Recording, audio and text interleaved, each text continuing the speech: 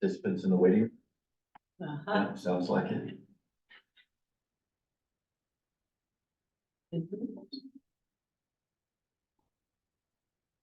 I guess Dee's in up week for her show. Oh, right.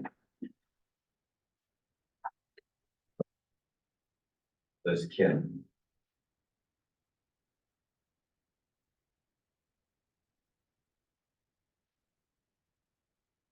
Anthony, while you're waiting, I have a 6:30 meeting with a fire people. So I'm just gonna quietly leave. I just wanted to tell people why I wasn't getting up and storming out. I need to go to another meeting at 6:30. There we go. All right. So I'm going to assume Kimberly is there, can hear us. So we will, and there's Joy. So we will call, it is 5:34. We will call the meeting to order. Pat, you want to take some notes for the meeting? Correct. So we don't have any minutes to approve, so we can just dive right into the agenda where we're going to talk about the policies and strategies as they relate to historic and cultural resources first and foremost, and then we'll move into economic development. And Grania sent us the table that has both of those in it earlier in the week or last week. So Grania, do you want to talk a little bit about the policies and strategies and their place within the comprehensive plan? Sure, so the policies and strategies are really where we're gonna try and make recommendations on how we kind of want to steer things. The narrative chapters are really just a overall picture. And the policies and strategies are gonna be how we want that picture to look in 12 to 14 years, which would be the next comp plan.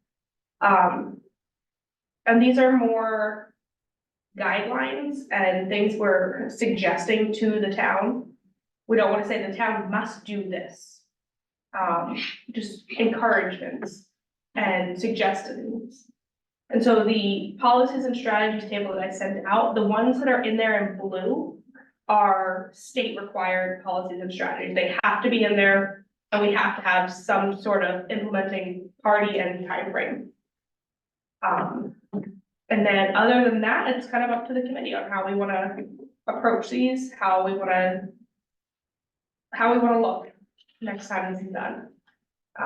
And so the other document that was sent were the strategies, policies and strategies from the 2013 plan. That we're gonna need to, if they're still being done, if they weren't started, or if they're completed. And if they were completed, do we need to put them back in? That this document, Yes. So chapter in that document, Pat, you thumbed through chapter 4 is the historic and cultural resources, and I made some notes about things that we may want to keep in the plan. But as Grania said, what she had presented to us online just has what is required by the state to be in the plan. And there are three parts to it. There's the policy, and then the strategies for how you realize that policy. And I think that's where the real rubber hits the road. It's the real meat of the plan. And then there's the implementing party and the time frame in which it was done. And I think the time frame was like short-term, midterm, long-term, Yes. ongoing. Near term, midterm, long term, ongoing. Okay, So near term is activities that can be completed within 2 years. Midterm is between 2 to 5 years. Long term is, this is nebulous, so 5+ or much longer term. I'd be interested in the committee's thoughts, but mine are that, really and truly, the staff, the town manager should be the one who is determining the timeframes on these things for the most part. I mean, we can, once we have that, we could say, actually, we'd like to see that sooner rather than later, but I think it'd be, a little presumptuous for us as volunteers to determine when some of this stuff ought to be done. So, Kimberly, what are your thoughts? You're muted. Hey, Kim, you're muted. There we go. Sorry about that, folks. I agree. I think we need to take the direction from the town manager and the select board and then help with that implementation or help kind of herd that into the next phase of this. Joy, any thoughts from you on that? I agree with Kimberly. I'm fairly new at this, but I do believe that we need to be in sync. You know, with the town manager, we need to work together on that. Jen, any disagreement by either of you? All right. All right, so there you go. So I have a question. So right now, we're just talking, we're looking at the goals here that are required. Yeah. And we'll go over the goals that are from, or the policies that are from the previous plan that are completed or not, and add to those. Mhm.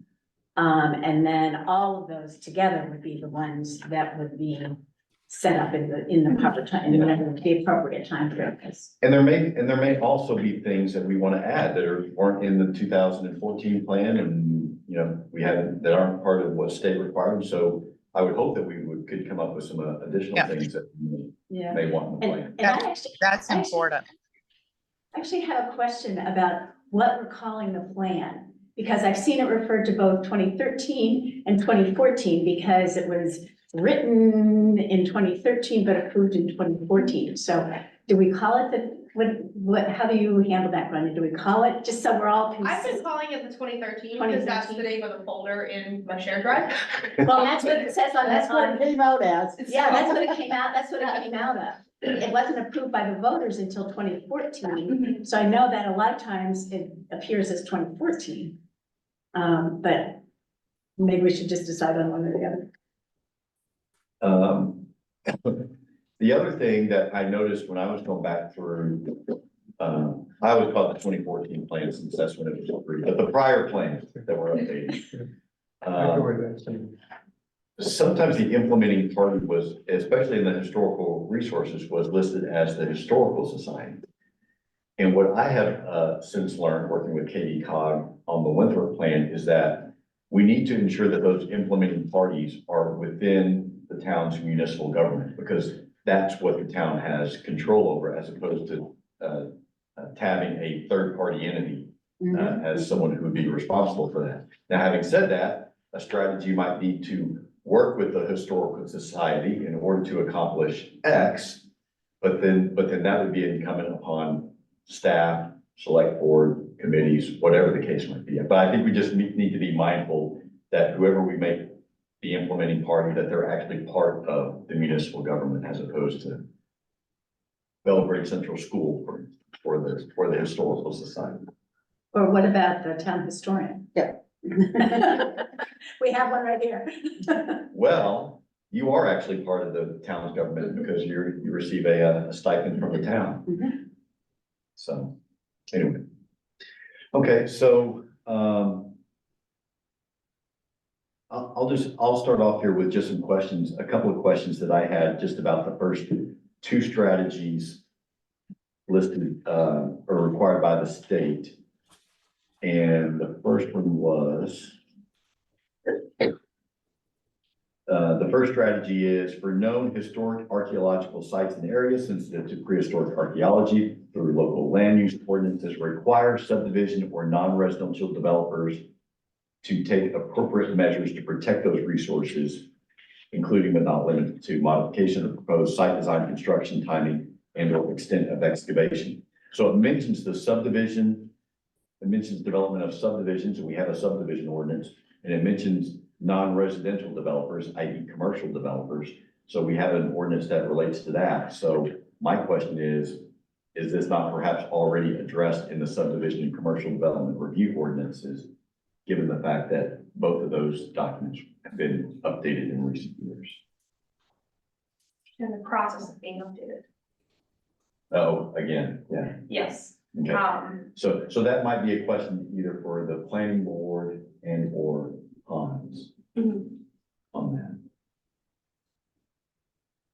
I recall from reading that, I don't know if it's in this chapter or, but there was information that I think was from Grania that indicates that in the actual town of Belgrade, we don't have any identified archaeological sites. That was in the chapter. Okay.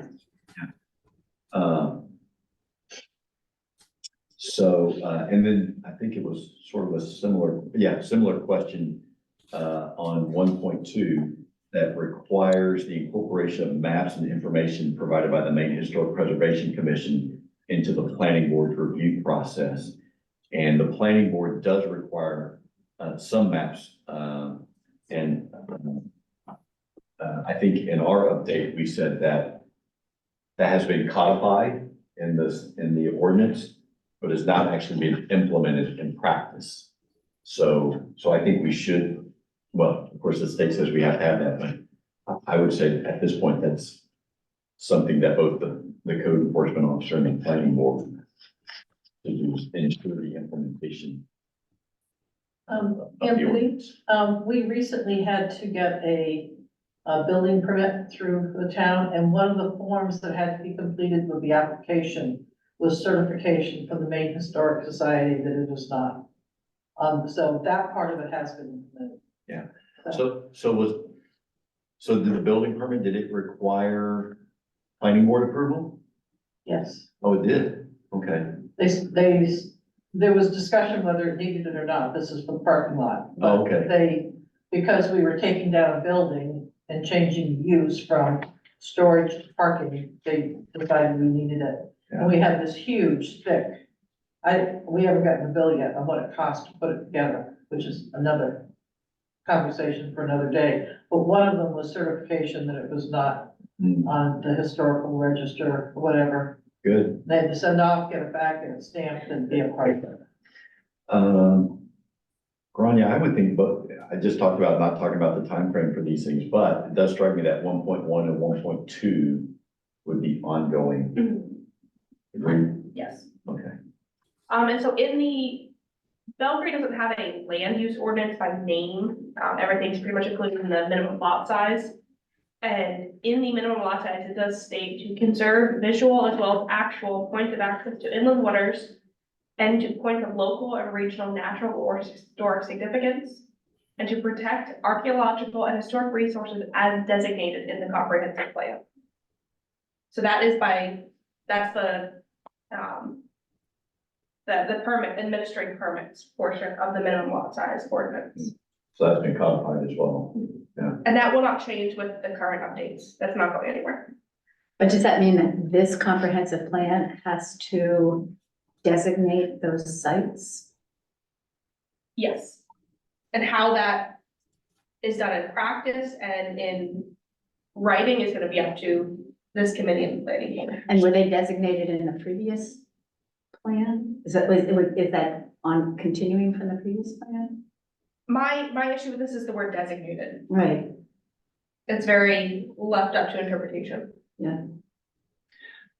I would think those designations would occur in the chapter as opposed to the table, right? Right, but is that just listing something off in a narrative or, You could create a chart. yeah, or a map? Yeah. Showing something like that. I think a map might be cleaner. easier.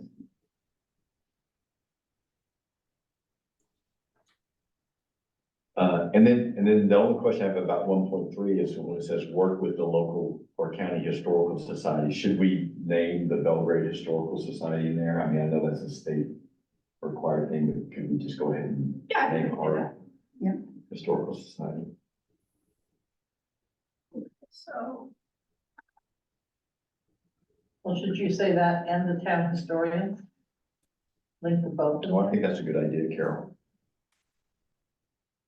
Another rock in your backpack, Diane.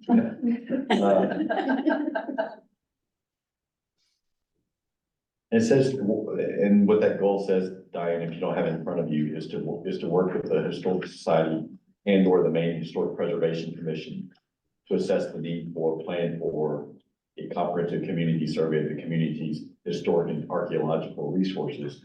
So, Grania, would that be what would designate those sites? Yes.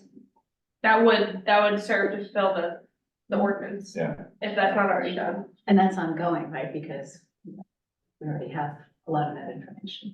Yeah, I mean, I think the survey would probably be ongoing, if not, I feel like it's one of those things, you get it mostly completed, and then as every year something else gets historic, or we lose something, that will change a little bit.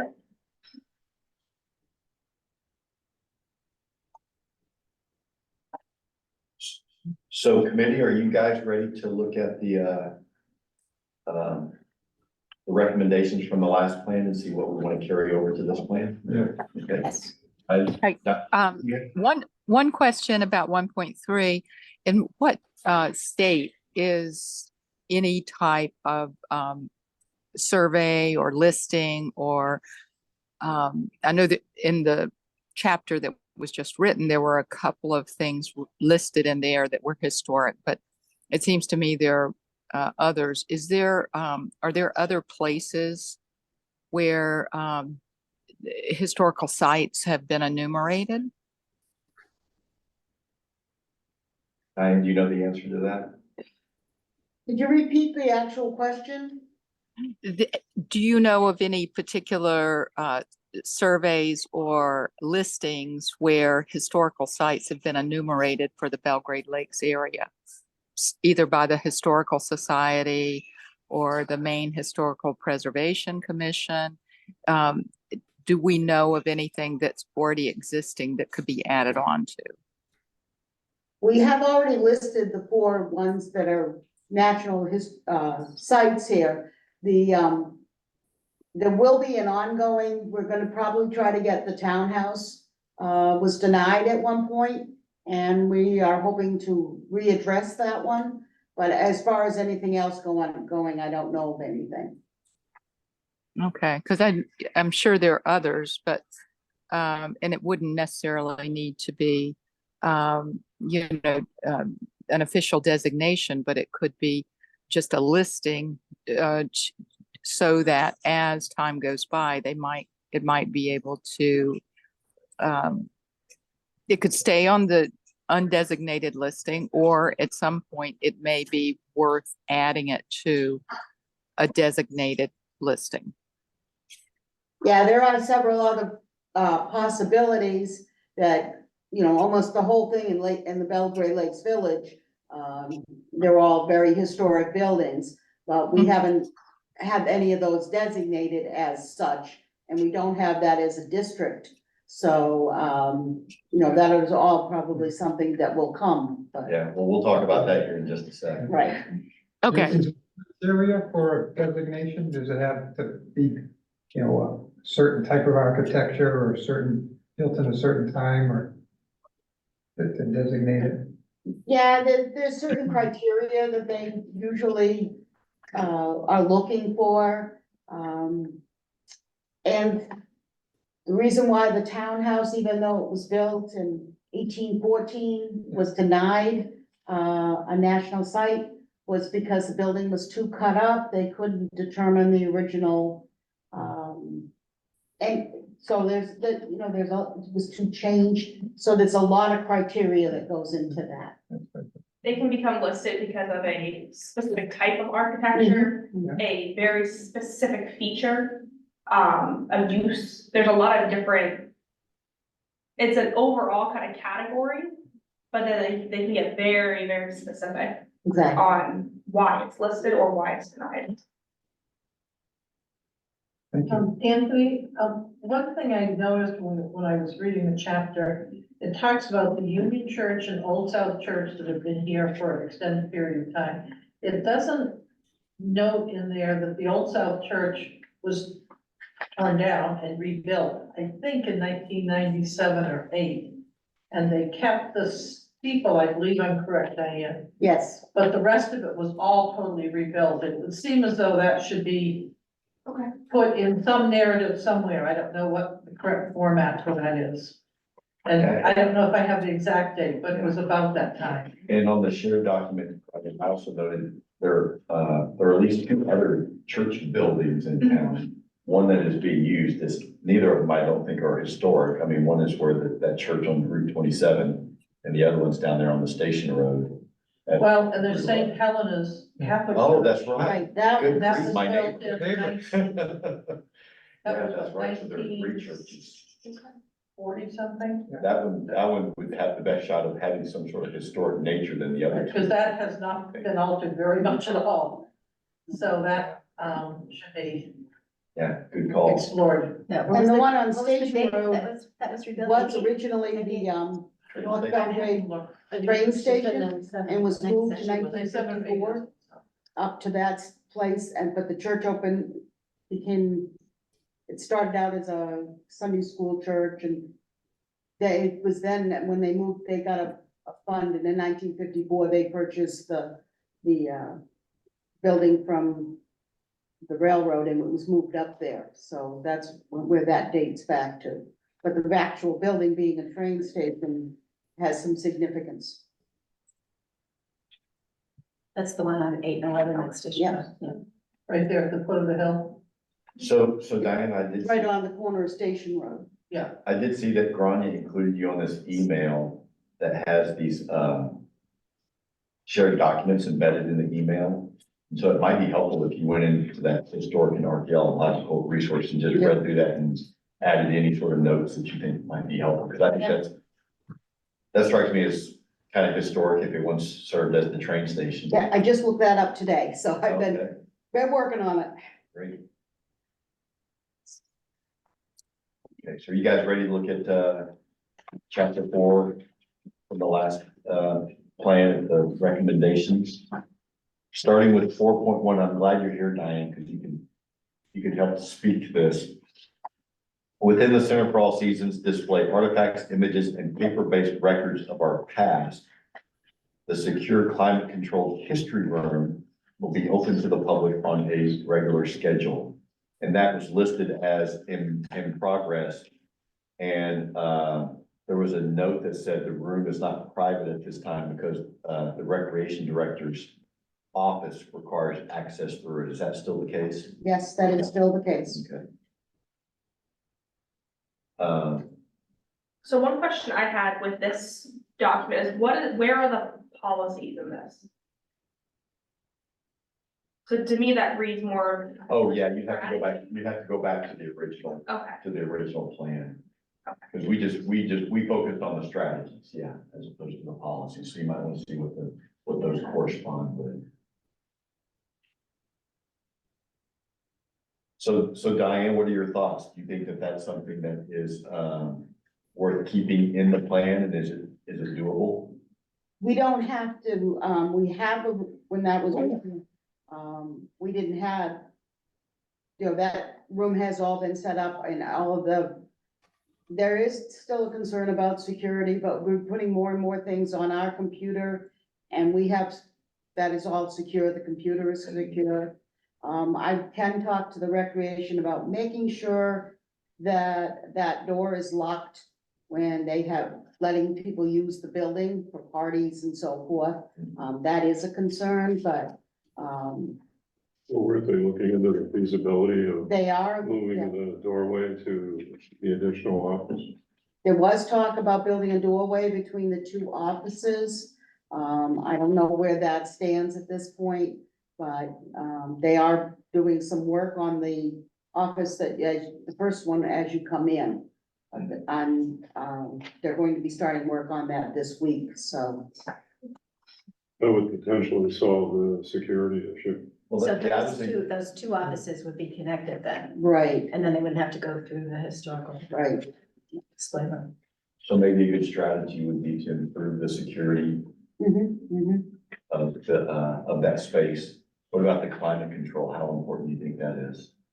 It's important, but that building, that room is, when it's warm in the building, room is warm, when it's cool, the room is cool. It has a thermostat, so, I've never seemed to have a problem with that. It is important for all the, papers that we're saving, but I don't think that that's really an issue at this point. It's not like when we have to put things like in a barn, you know, where Yeah. there's, at least there's a continuous. So you consider that space to be your home base versus the old townhouse, won't hold any of those? Right, the old townhouse will never have the papers and things like that. We'll have displays of them, but like right now where this townhouse is closed for the winter, everything that was paper was removed back to the, room at the Center for All Seasons, so. So in the old plan, one of the policies is permanently preserve evidence of our history. And then there's another one, identification, protection, and preservation of historic structures, including townhouse, landscapes, and cemeteries. So I think those two could kind of be merged together. And incorporate the Center for All Seasons and then a couple of these other, recommendations for the more tangible historic items.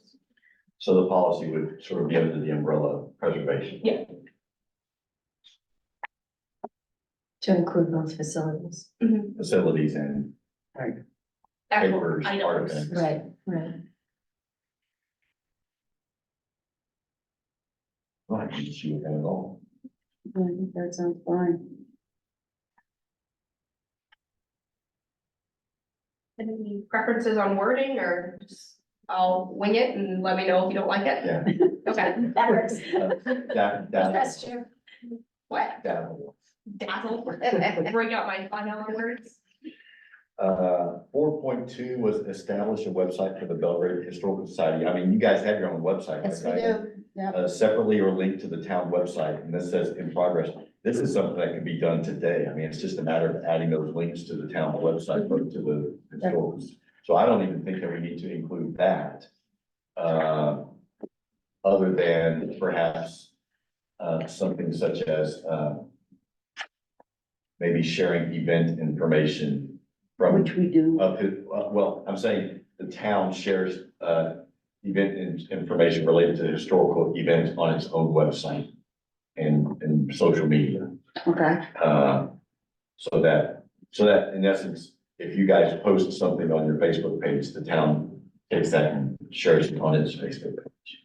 which pretty much already happens, but yeah, Okay, well, and that's just an ongoing sort of right. marketing and communication thing. So in the old one, we have more opportunities for cultural interactions and group activities, music, theater, etc.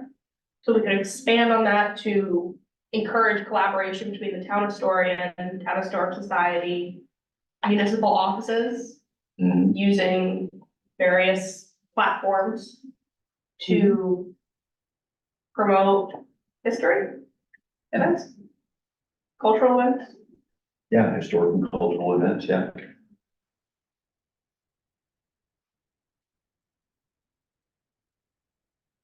Is that the 4.3? Well, so I think the town is accomplishing 4.3 community outreach to involve students, volunteers, families and groups. So it's just including the whole of the community and thinking about the events that the town wants to have. And I think all those are for touch. I mean, you could even add seniors in there if you wanted to. And so I would propose that we continue to have that strategy and that it just be an ongoing strategy. Yeah, I would definitely say it's an ongoing.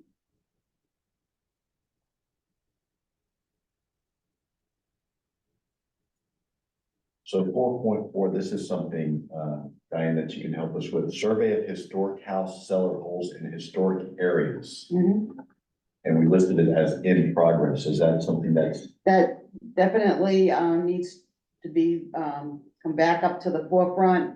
We had to lay low while we were trying to get that townhouse renovated, but that does exist and it can be, we've already talked about bringing that back. Yeah, so, in doing so, I'm thinking about the fact that, the plan is not to say, here, historical society, you go and do this. what sort of municipal support or help might you need in doing that?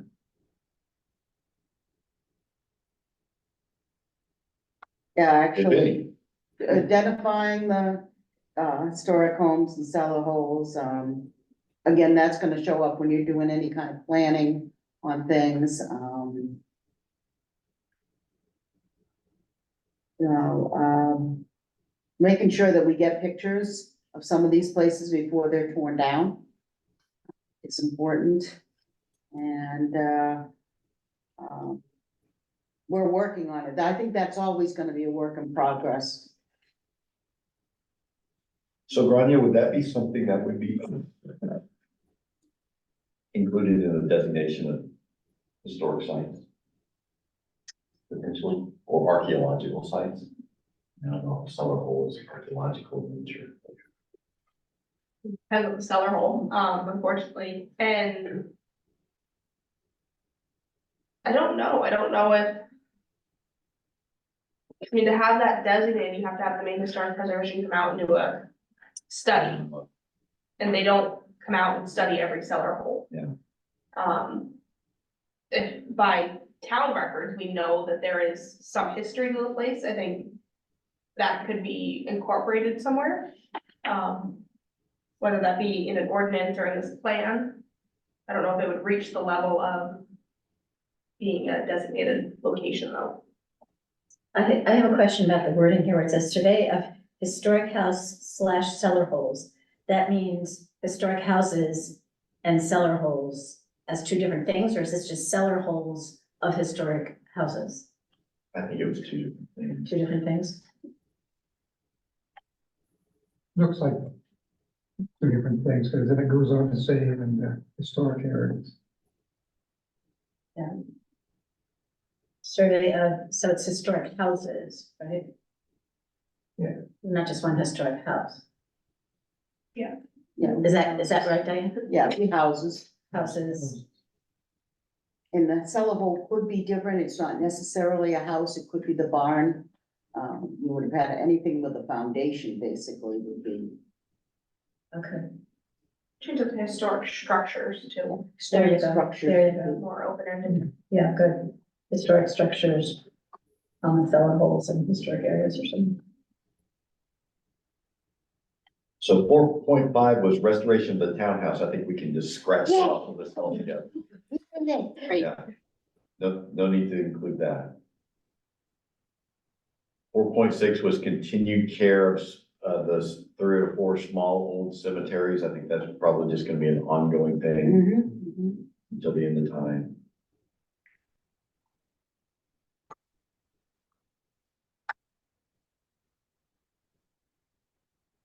And 4.7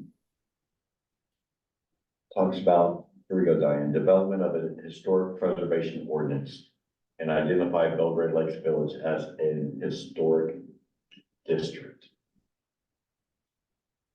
So if there is interest in doing that, I might suggest that maybe the strategy be to work with the planning department, KV-COG, in order to help develop that ordinance. Yes. And what does that mean for non-historic structures within the village? I have no idea. You, I think in whatever ordinance would be created, there would be some delineation of what is considered historic. And it, kind of like similar to the, what is designated a national landmark or national structure, why it's historic and what specifically needs to be preserved. so, You know, people don't like to be told what they can. right. That's right. And there's, Especially if their house is not historic. well, it's a double-edged sword, so, you know, if you were to pass such an ordinance and make the village a historic district, if whoever owned the Chandler home wanted to do something different with that, they'd have to jump through a lot of different hoops, Right. and it would be a lot more expensive to do in order to preserve the historic nature of that structure. But it would only affect the identified historic houses within the historic district? Yes. Right. Yes, Right. Thank you. but, and so instead of improving that structure, someone just may say, I can't afford to do that, I'm not doing that, and they just let it wither. Yeah. So, In doing that, you have to be careful, be careful what you ask for. The house that I actually still own in Portsmouth, the windows were hard. And you could almost see daylight out, it was the old window, but to replace those windows, I had to get, and there were a lot of them, custom windows done that were wood through and through. So you couldn't use any, I mean, it was just extraordinarily expensive to do.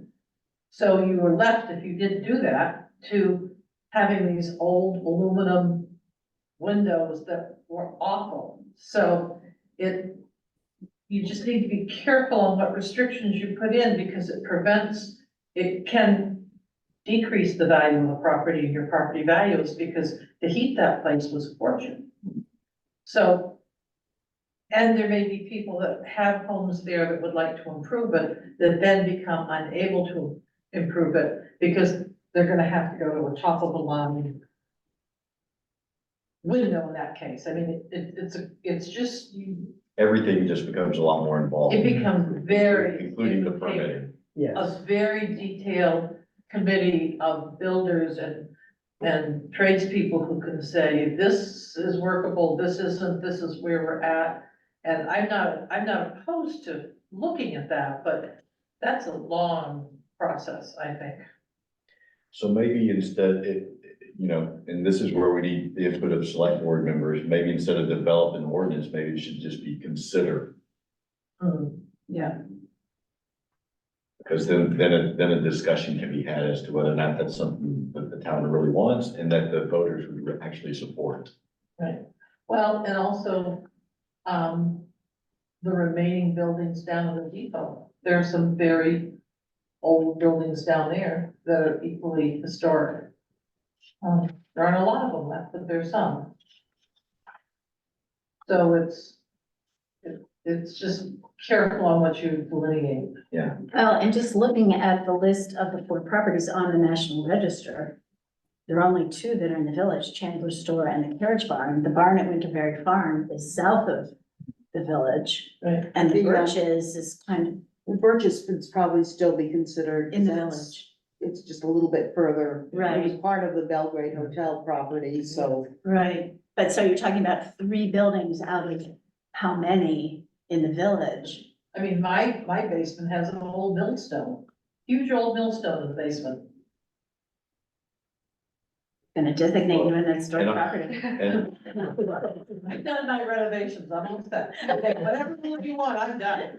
Forget you heard that, Diane. and to speak to Carol's point, our home would probably be on that list. Right. And if it had been, then if it had been designated as historic, it never would have been renovated to the Right. extent that it was. Right, Well, that is why some people, I mean, right in Portsmouth where I am, there are huge historic buildings that were saved for urban renewal. And there are folks that have not put them on the registry because it limits their ability to do anything with them. Is there So, a I tax think there's a benefit? difference, huh? Is there a tax benefit to having it listed on the registry? I don't It know. can be, but I would say that the appetite for many people in the Belgrade Lakes to have strict controls over what they're able to do with their property to renovate it is probably low, but in my opinion, I don't think we should throw the baby out with the bathwater. We should recommend that we designate an area that is historical, but not necessarily for the benefit, not necessarily to control what is done to certain buildings, but to encourage collaboration and maintenance of the history of those buildings. And some of them may or may not be in the village. I mean, you go right outside of the village and you get the Cole Road property that was built in 1917. And trying to find history on some of these is very hard, but if in working with the historical society, we could develop a focus on that and to utilize it as a way to demonstrate to those that come to our community looking for history. Say, for example, in your place, Anthony, is, what it was, when it started, things like that, and maybe even do something like in Hollowell, they have the, what is it, the museum in the street. But give recognition, give acknowledgement to the importance of it. But I'm in agreement with Carol that that would be a long road to hoe to be able to get that type of control over historical properties. You might be able to, you might be able to form a historic district in order to maintain some of the flavor of the village, to do things like regulate signage. Yeah, and start collecting photographs, the history, it's being done to a certain extent. There's probably more that can be done if there's something that this plan puts together, and it can be done in collaboration with other groups. Rome wasn't built in a day, so if it just starts, I mean, even the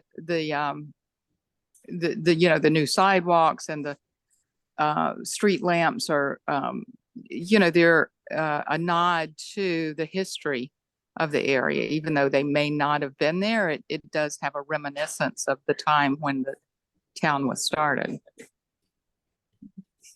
But that might be one way to prevent someone, for instance, putting a electronic sign in the village. I think we absolutely need to look at sign ordinance or somehow that we don't have a flashing flamingo sign. That's my, Yeah.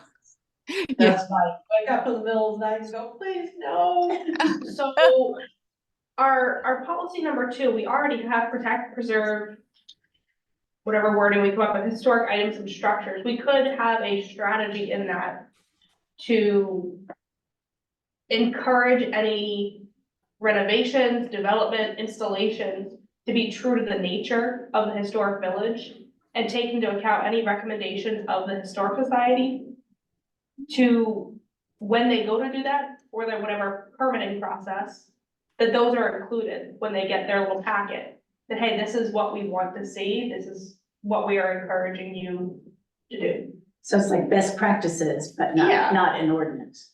Right, It's so whereas the suggested, town, but not required. right, so that we want to keep the flavor, but maybe not go as far as restricting paint colors, something like that. But if you don't want the flaming flamingo sign flashing in the village, Mhm.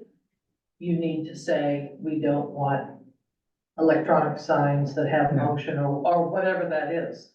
You have a Sunset Grill that has a lit multicolored sign, so what's there can stay there.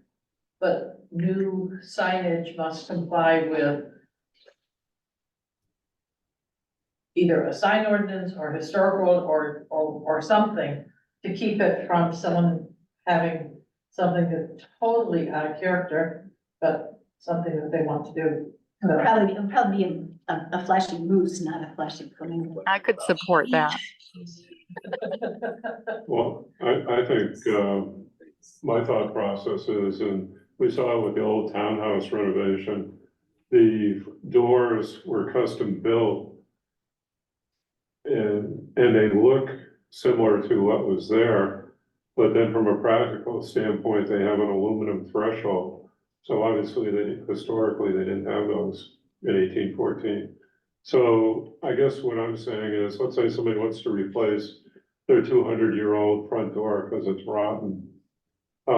If they put in a similar steel door that essentially from the street, you can't tell the difference. To me, that's in the spirit of, Keeping the visual appeal. Well, That's and similar to what Carol was saying about the windows. yeah, well, but I think what Grania was suggesting, that these would be recommendations versus Right. regulations. Right.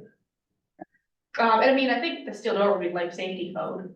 I think. Yeah, and and using words like substantially and in the spirit of and blah, blah, blah, and trying to stay away from, very, very specific, a wood door and,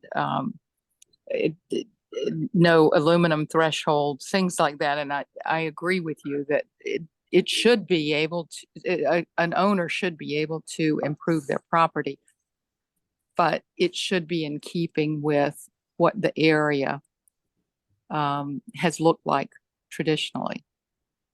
But not necessarily down to, the last screw that goes into it. But if it's just suggestions, then there's no enforcement. I mean, we have to recognize that if we want to enforce standards, then it has to be an ordinance. Yeah. Yeah, well, and keep in mind, everything about this plan is aspiration. Right. I mean, it's not regulatory in nature at all. So, okay, do you feel like you have enough to go on with that? Yeah, I think so. Okay, We can good. do something with All that. right, let's keep it moving. So, 4.8 is work with administration and teachers in Belgrade Central School to develop teaching models.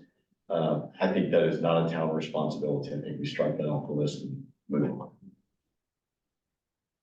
And I can't imagine who in the town would do that. Yeah, especially where, The town historian. well, I've reached out to teachers especially about touring the townhouse, in the spring or the fall and, bringing the kids there and seeing what we have there. So that has happened and can go forward. Does anyone disagree with that, or do they think it should stay and then be assigned to the town historian? Although the town historian may tell us to take that job and shove it. But like I said, I think the society can handle that too, so. Okay. 4.9, establish clubs with a cultural focus to put on events such as guitar jams, open mic, art demos, displays, crafting.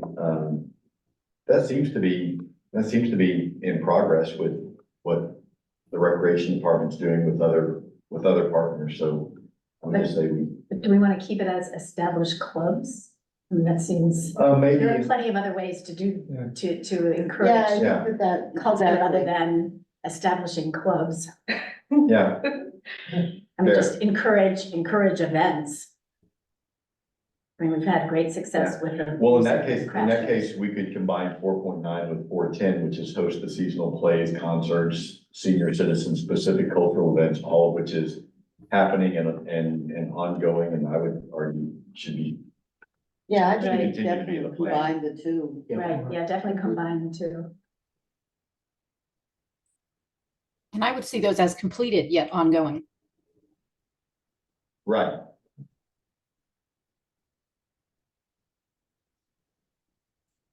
And then 4.11 again spoke to incorporating maps and information into existing review process by the planning board. And so we know that that's now been included in the subdivision and commercial development review ordinances. We just need to ensure that it gets fully implemented.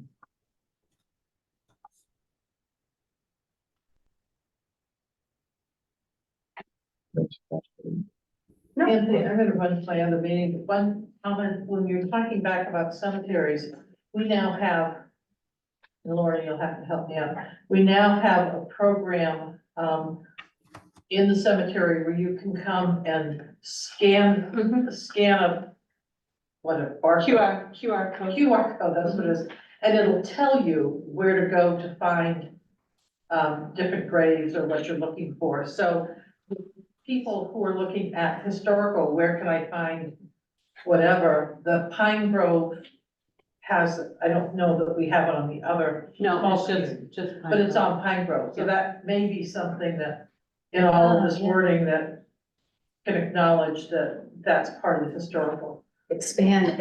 Now, what about like a Sims. historic block? And have a map that would actually, give you a walking route and have signage, right, in the village and wherever in Belgrade.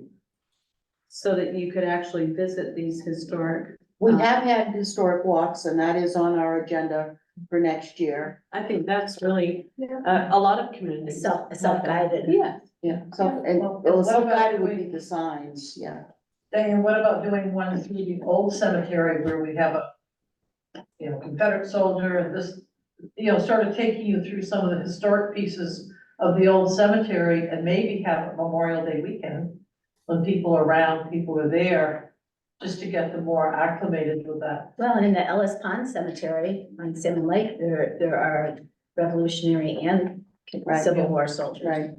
So that might be, So that, It'd be yeah, kind that of might cool be, if we could get it so that you scan the QR code and those important people would come up with a old photo and a narrative about them, why Yep. they're significant. Yeah. But I would find that super That interesting. definitely could be done for, Well, I think they are coming up with a listing of all the veterans. yeah, we are looking So I at that. guess the suggestion might be is if their graves are local, that could be obviously something that could be added. But everyone, please keep in mind, we're talking about things that the town municipal government can do, so. We're I think- branching I off, think sorry. we're available on that. But yeah, Well, actually, maybe the cemetery commission already has that, because they place all the flags they do post it. on Memorial Day. do they place them only in the Pine Grove Cemetery or do they, I don't know that they place them in, And then the one Ellis across the Pond. road, They do the Woodside for yeah, sure, Woodside, yeah. but I don't know about the Ellis, so I can check on that. No, I think they only do those two cemeteries, Diane. Okay, it's the cemetery equivalent of Belgrade Lakes Village. All right. Y'all want to talk about economic development now?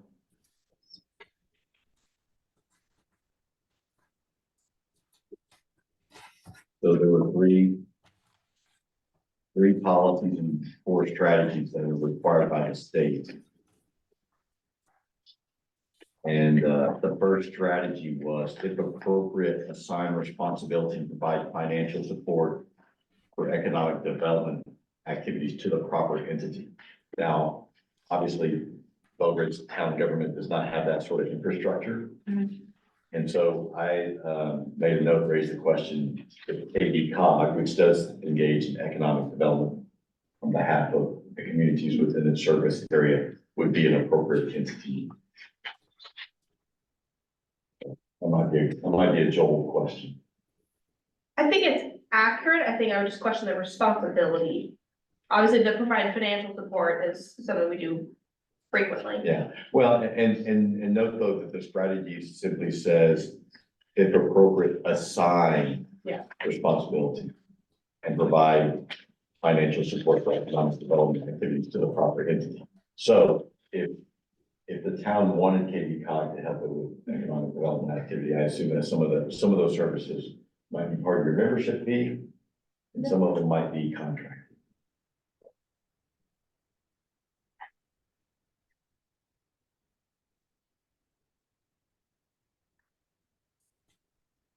Would we ever want to consider an economic development committee along with all of our other committees?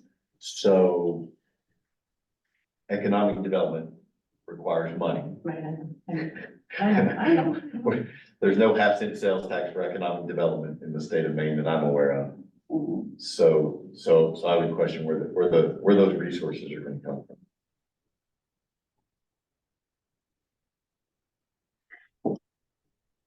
Um, 2.1, so here's a good question for you, Select Board Chair. 2.1 was enact or amend local ordinances to reflect the desired scale, design, intensity, and location of future economic development. So that was done to some extent in the solar ordinance. But the question is, how do you achieve that without zoning? I would argue you don't. Right.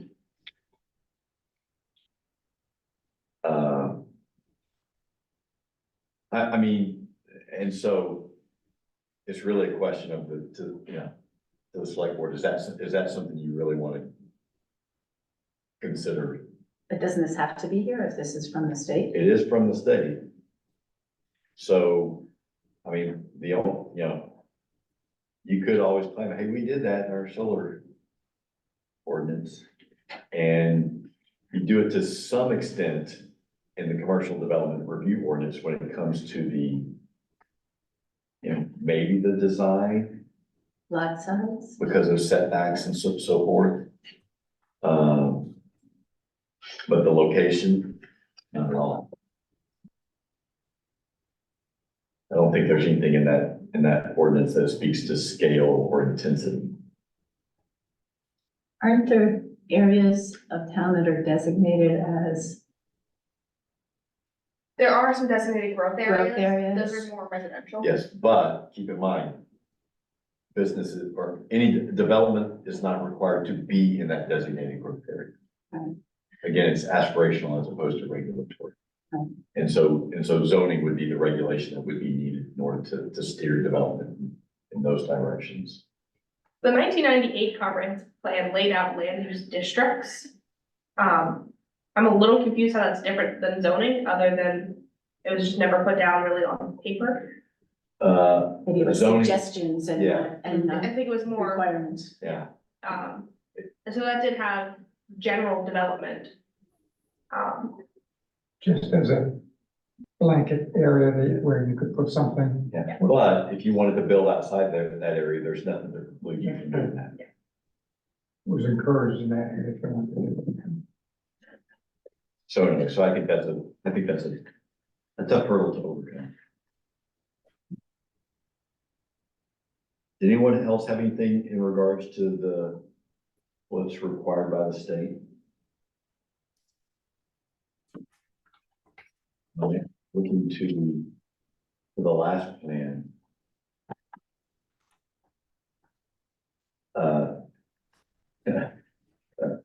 Strategy 10.1.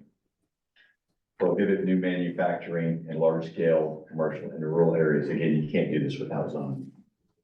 So I'm not even, allow expansion of existing manufacturing facilities. Well, there's nothing that precludes that already.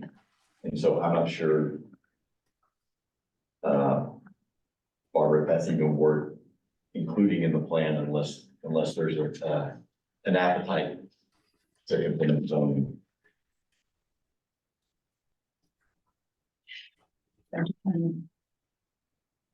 Where you are. 10.1. 10.1. 10, Yeah, 10, Chapter 10. Yeah, sorry. chapter 10, sorry, I was still on that. Thank you, okay, economic development. And all throughout this, there was mention of a land use plan, which still does not exist. So, it wouldn't carry the weight of an ordinance, but you could develop a plan, like you were just mentioning. Anthony, is what it says large scale commercial in rural areas, is there a certain amount of acreage that large scale would be, or It's not defined. just kind of, Commercial development ordinance, minimum lot size 80,000 square feet. 2 acres? That doesn't strike me as terribly large. No, No. We have things like that pop up, like you can see now. Yeah.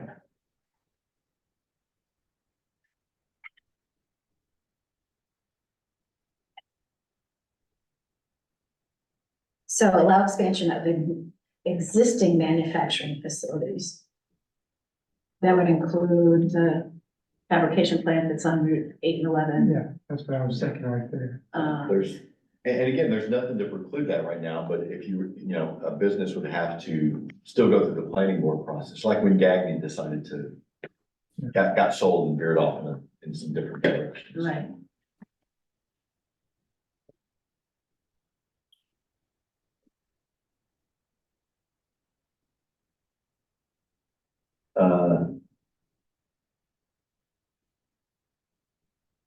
So 10.2 reads to ensure that new commercial developments are attractive, well landscaped, and maintain adequate vegetative buffers from public roads and abutting properties. So that, that's part of the commercial development review ordinance. Right. Are compatible with the neighborhood. That is most definitely not part of the commercial development review ordinance, since there's no zoning, and do not create a nuisance, health hazard, or pollution. So to some extent, that is. Does not specify that way in the ordinance, is it? Well, yeah, so in the commercial development review ordinance, it does talk about things like lighting and noise and, obviously, Screening. screening, but Right, yeah, also, definitely that. like at one point, this little car place across the road here, wanted to do repairs, but they didn't want to invest in the structures that were needed in order to contain any sort of oil spills or anything such as that. So that was meant to address health hazards and pollution, so. Okay. So that is in there, but, so when I talked with George Seal about this, he mentioned that the planning board has included new standards in the commercial development review ordinance update. But the select board has not initiated a land use ordinance for smaller developments that do not trigger the commercial development review ordinance. So maybe, maybe that is again, the strategy is just to explore land use ordinances that would cover developments that are not regulated by the commercial development review ordinance. Yeah, that sounds good. Knowing that there'll be a strong sentiment of it's my property, I'll do with it what I want. Exactly.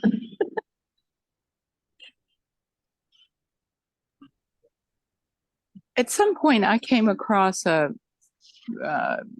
some type of ordinance that seemed fairly old. I haven't ever looked back to see if it was still active, but it had to do with junkyards and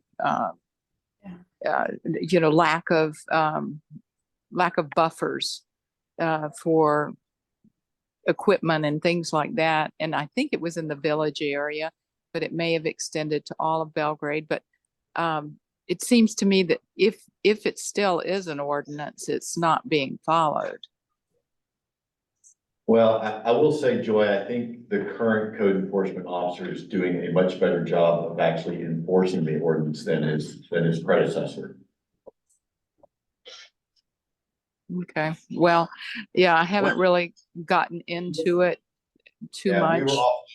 we were awfully loosey-goosey for 30 odd years. Yeah. Well, I don't want to make this about me, so I'll take that up at another in another meeting with someone. 10.3 was maintain the attractiveness of Route 27 gateway into Belgrade and the Belgrade Lakes region. Mm-hmm. Including new standards in the commercial development review ordinance, but a land use ordinance has not been initiated for smaller developments, so that's something to explore. So that goes along with 10.2. I think so. Yeah. 10.2, 10.3, and 10.5 are all very in the same line of thinking. That maybe all of those could be to investigate and encourage the development of a small scale commercial development ordinance or an addition to the existing commercial development ordinance. Yeah, and much of 10.5 has already been completed through the commercial development review ordinance. The two things that were not were established architectural design and landscaping standards for formula businesses in the Belgrade Lakes Village, the Depot, and Route 27 Rural Corridor. The bugaboo with that is it's illegal to try to regulate one type of business and not the other. So depending upon who owns it. So if Duncan owns it, then you can't regulate it any differently than if Tom Dowd owned a coffee shop. So I think that would be covered under, like we were talking about the historic one about guidance on appearance. So you think about like the McDonald's in Freeport. It's a very pretty McDonald's. yes. One of a kind. It is. Yeah. But I bet I don't know if that was grandfathered in or. No, how that no, I was bet, worked I out, bet but Freeport was, They might have the money to fight McDonald's with it. more, well, I think Freeport is more heavily regulated Yeah. than Belgrade is. I mean, it's, Quite a, I lived nearby there, so I was quite familiar with it. It was quite a, the planning board just stood up and said, if you're not gonna do what we want, you're not gonna do it. Yeah. And they just um, turned out to be really good. yeah, I just don't know that that's, I mean, the hope has been to try to prevent any sort of chain store from, ever locating in Belgrade. I've heard about the Dollar General. Also a little illegal. Well, the Dollar General's been rumored to be imminent for how many years now? In close. Oh, about 10:05, I know if Carol were still here, she would talk about the, experience that, the Friends of Belgrade Lakes Village just had with submitting the permit to the planning board. And I know that, you know, she was interested in whether any of that can be streamlined. So I don't know if this is the place for it or, and I don't want to speak to her because she has the recent experience on it. And, but I know that that's an issue. Is there any, you know, possible way to Yes, simplify? yes, you could hire yourself a full-time planner. Right, Grania? You have So- more experience than I do with that one. So, as we all know, Barbara, the planning board is meticulous in its work, sometimes painfully so. But they make sure all the i's are dotted and all the t's are crossed. I know. And, the town's attorney was always very appreciative of that, so. I would occasionally get a complaint from someone like, well, it only took me 20 minutes to get a permit in Rome, to which I would reply, we're not in Rome. So again, I know that Carol had some specific It's- suggestions. I don't want to, you know, Yeah, speak for her, but I don't want Yeah. that message to not be made I would, somehow. I would say we don't want to make it so easy that things are just popping up willy-nilly all over the place. Well, I think from my own personal experience, if I were to look to add an additional building on my property near Route 27, I think I'd have to spend at least $10,000 for civil engineering. And whereas I did not have to do that when the building went up in 2014. So right there, it's plus, I forget what the requirement is, it's like 40 pages or something. It's, Well, yeah, I think the application is close to that, but for most businesses, much of that application isn't going to apply. So it's not as if you have to fill out 40 pages, you might have to fill out 10 pages. well, see, that's the other question I have looking at it myself is, I look at it and go, what the heck is this? And see, I wouldn't know offhand that it was not applicable. So basically, between the $10,000 and the form, on top of the investment in the building, you know, hasn't gone anywhere. Plus Diane's probably opposed to it. There is that. But I guess, you know, there's that balance between encouraging economic development and obviously not winding up ruining the watershed or whatever. Yeah, Right.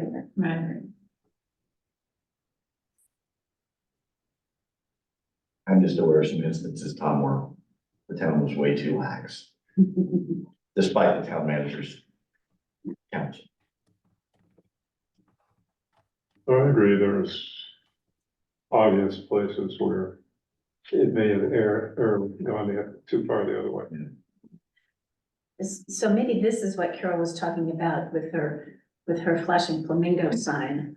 They established architectural design and landscaping standards for formula businesses. Formula business. Yes, yeah, changes. Okay, And that's illegal. You can't regulate them any differently than you could something that's, illegal to discriminate. Yeah. Okay, got it. And then under 10.5F, I would argue that we should definitely keep that, strengthen language to address how the ordinance will be enforced and, financial penalties. So in other words, make it clear in the ordinance, if you violate the ordinance, this is the penalty, here's the fee schedule that goes along with that. So if I have an illegal grow house, is that penalized under the existing statute?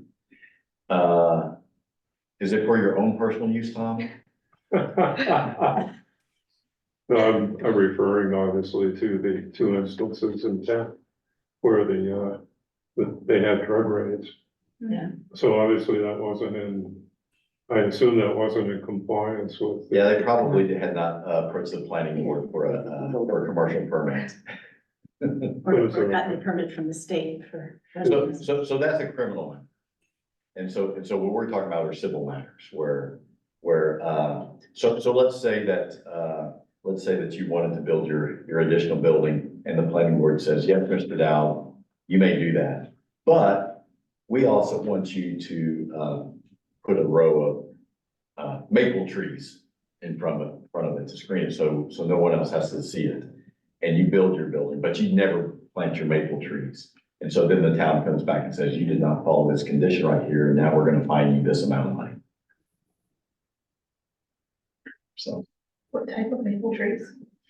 There's 3 that are. This sounds familiar.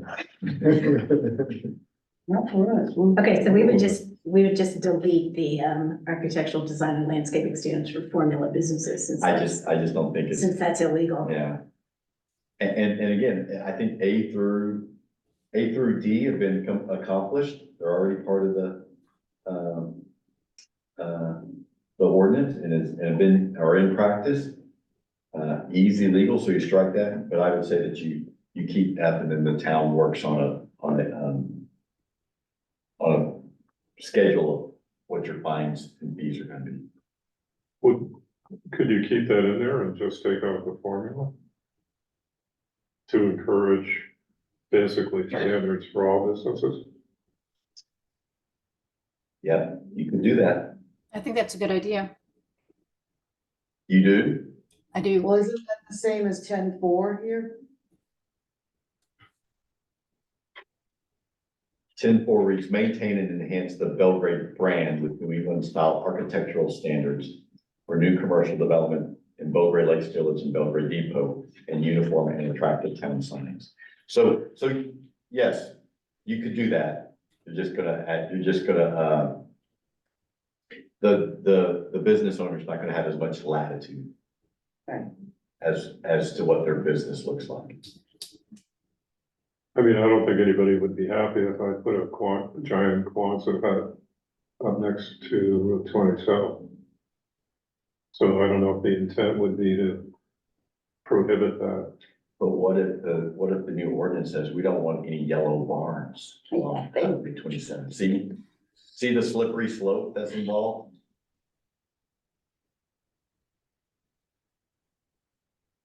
Yeah, I don't know what Yeah, I mean, you could do it. You could definitely do it, but how are people gonna respond to it? Right, and it's not gonna get passed. Anybody reads the fine print, it's not gonna get passed.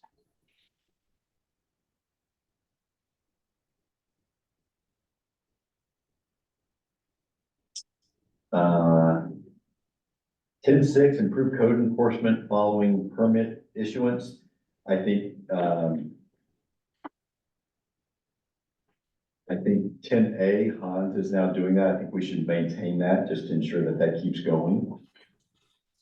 And I don't know if he's doing B, require on-site meetings with the CEO prior to the start of construction, again upon completion, to review the conditions of the approval and to ensure compliance, but that's definitely a good practice there. So, and are these current comments, complaints that the ordinance lacks teeth, fine structure, there's still not a fine structure? Yes, those were actually the CEO's words.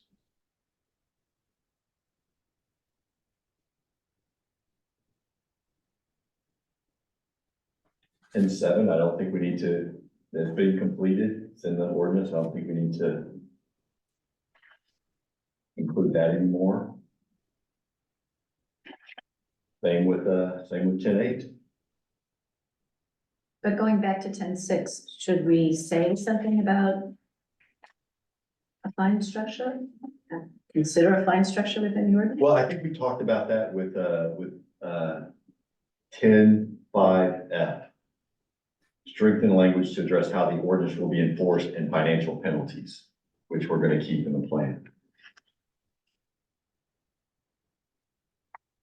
But I had two other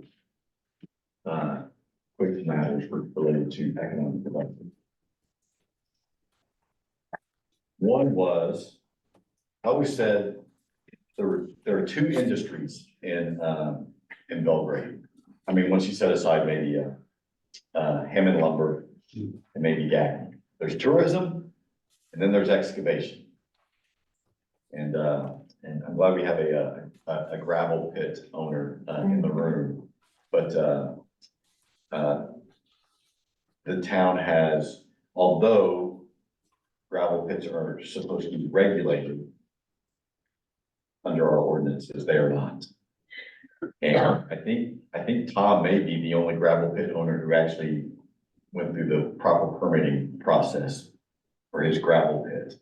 And it's supposed to be done, is it every 5 years, Tom, do you recall? I believe so. Yeah, And I basically griped about that probably, I don't know, 10 years ago roughly, because the ordinance was sufficiently different. I'm already regulated by the Maine Department of Environmental Protection. I have to pay a licensing fee every year, and I get inspected from time to time.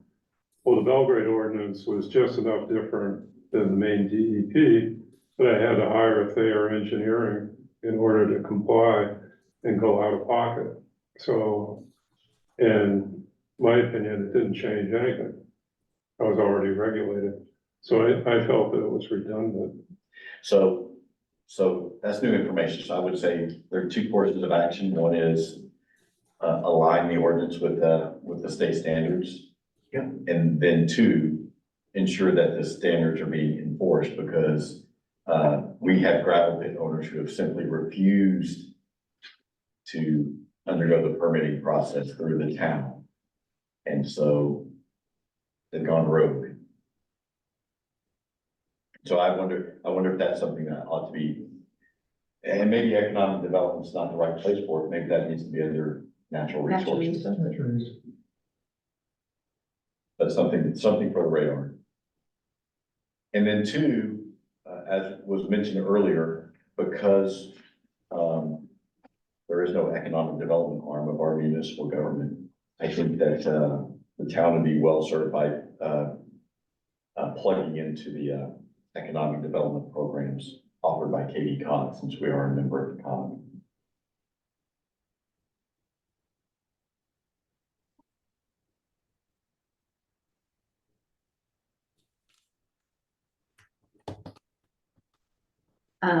The 10.8, which we didn't talk about, that has been completed. Yeah. So we don't need to do anything. Right.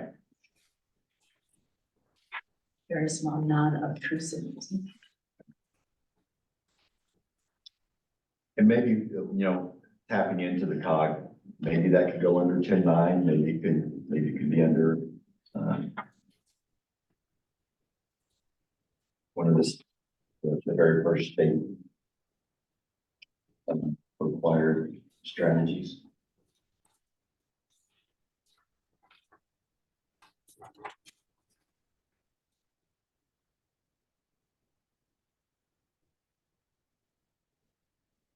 Anyone else have any other thoughts? Not me.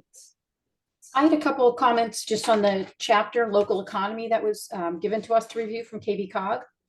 Okay, Very quickly, because I know we're getting close to our time up here. On page 13 of 15 out of that, I was wondering where it lists the different businesses in town. It looks like we might be missing, and maybe this is okay, but we have a couple of realtors in town, and also the town of Belgrade is an employer. I didn't know if they were omitted because that was that was correct, or if they were just overlooked or what have you.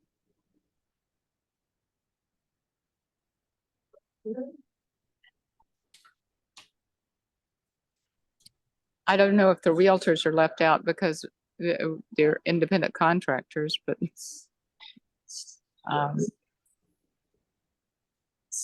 the town of Belgrade should be in there. The municipality. I mean, we. Well, the Right. chapter is local economy and sort of, you know, you could say that the town is over 15 or so people. I mean, it is. So what I would suggest, Kim, I didn't get a chance to look at the local economy chapter, but I did look over the historic resources chapter. And you know, that's a shared document. So if you have suggestions, and it tracks changes. So if you have suggested changes, I would just go directly into the document and then Grania will see those. Sure, will do. Yeah, and that goes for, excuse me, all future chapters. Any comments? Do you guys have any edits that you want to make? You can just go right ahead and make those in the document. I can't necessarily see who does that, but I will be able to see any changes. We can talk about them later, and any comments. That way we don't need to go back and forth. We can kind of get these wrapped up and on to the next chapter. Great, I'll do that. Thank you. Well, one thing I noticed was, I think in one of the old updates, was it specifically mentioned the Belgrade Lakes Business Group is key to basically promoting the town's tourism. And as far as I know, that group has ceased to exist. Right. So that's a major deficiency, and I don't know how you fill the gap. But I think that should probably be a factor here. That's a very good point. You think that would be strategy? Would be to reinvigorate or revitalize? Well, I think it's key that the business group, I think, usually handle advertising as well in some of the regional publications. So I think if you look at some of the publications, it's shrinking as far as how much press Belgrade gets. So I think, you know, in the long term, it's gonna hurt the area. So I don't know whether it's the town steps in or another group in town. Right, that's the question, is it the town's response, you know, Anthony was talking about, you know, who's going to do it? Whose responsibility is it? And, you know, is it a municipal function to I mean, I think provide the business group? I mean, the town could certainly, The town was always a member of the business group, but it certainly wasn't one of the chieftains.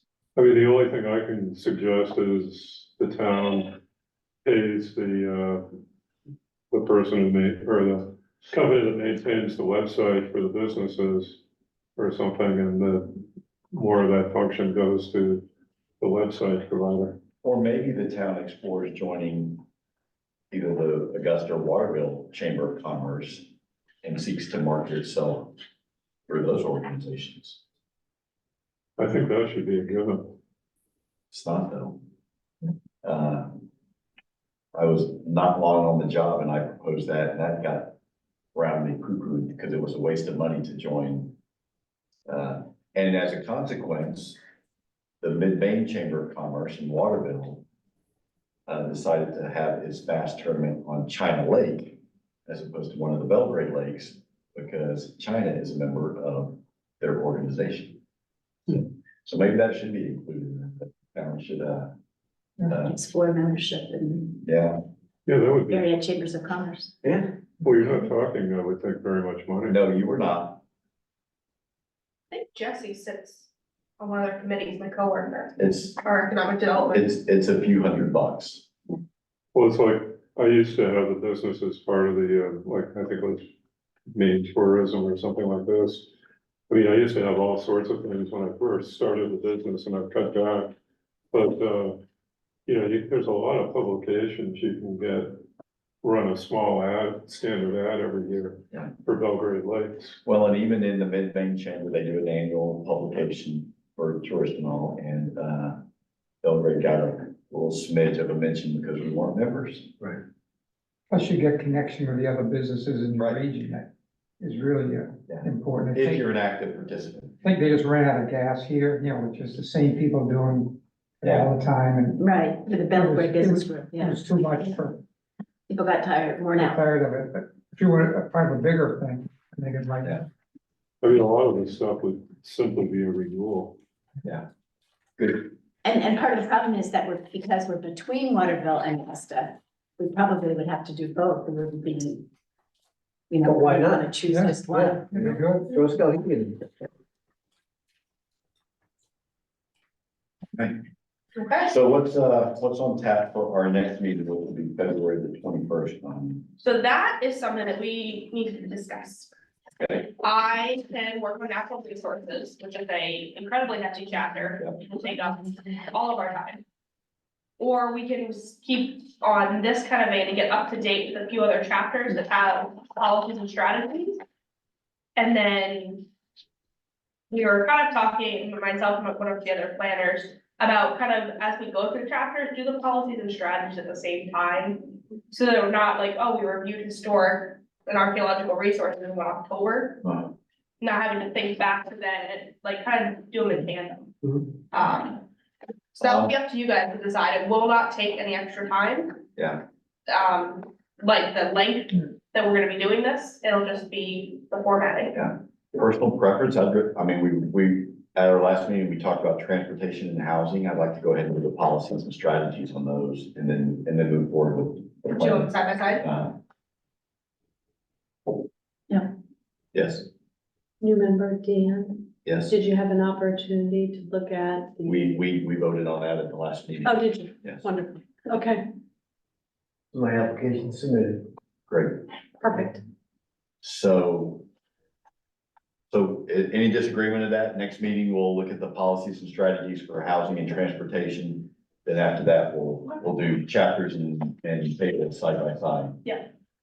I think that sounds So we right. meet, okay, so we meet at 5:30 on the 21st. I'll get the policies and strategies put into the table that had this existing state ones in there, send them all out, so you Oh, guys good. can check them out, and get that done. Yeah. I've got a bunch of grants due, so it won't be this week, probably have it done by end of next week or early the week after. Can you send me that website? I have no connection. Our to- shared documents? Yes. Oh, There- Dan, I forwarded you the email the other day, maybe it was just yesterday.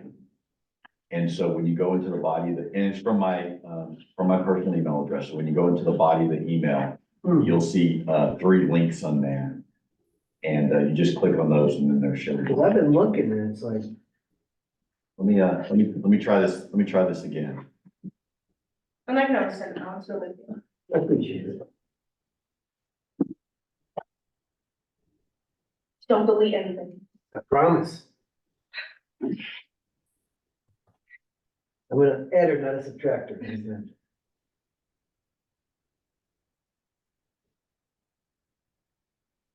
danizart@yahoo.com, right? Yes, Okay, and I appreciate it. we'll make sure you're included in all of your emails. Good, good, good. All right. We'd like to make a motion to adjourn. Make a motion, we adjourn. I will second it. All in favor? Aye? Aye. All right. Meeting is adjourned, 7:02. Thank you. Have a good night, everybody. Thank you. Bye. Thank you, Kimberly. Good night, Joey.